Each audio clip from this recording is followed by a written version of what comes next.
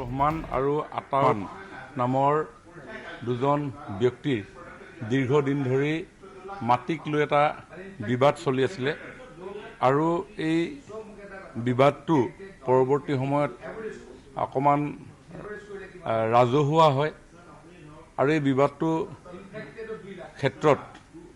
মানসজ্যোতি চেতিয়া বীৰ লাচিত সেনাৰ শিমলুগুৰি আঞ্চলিক সমিতিৰ সভাপতি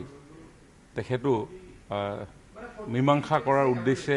জড়িত হৈ পৰে কিন্তু পৰৱৰ্তী সময়ত যোৱা 23 তাৰিখে ৰাতি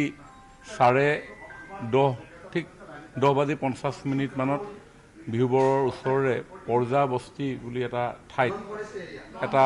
ৰোড এক্সিডেণ্টত মানসজ্যোতি চেতিয়া গুৰুতৰভাৱে আঘাতপ্ৰাপ্ত হৈ চিকিৎসালয়ত চিকিৎসাধীন হ'ব লগা অৱস্থাত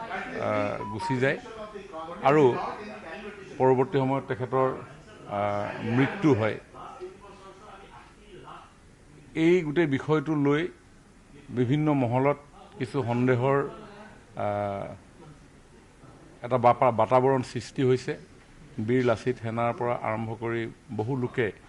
এই এক ৰহস্যজনক মৃত্যু বুলি তেখেতসকলে সন্দেহ প্ৰকাশ কৰিছে আৰু এই ক্ষেত্ৰত এটা সঠিক তদন্তৰ তেখেতসকলে পোষকতা কৰিছে। ৰাইজেও এই বিষয়ে চৰকাৰক আহ্বান জনাইছে আৰু সেয়ে মাননীয় মুখ্যমন্ত্ৰী ডাঙৰীয়াৰ নিৰ্দেশত এই গোটেই মৃত্যুৰ ঘটনাটো প্ৰকৃত যিটো ৰহস্য সেই ৰহস্য উদ্ঘাটন কৰিবৰ কাৰণে এটা দণ্ডাধীশ পৰ্যায়ৰ তদন্ত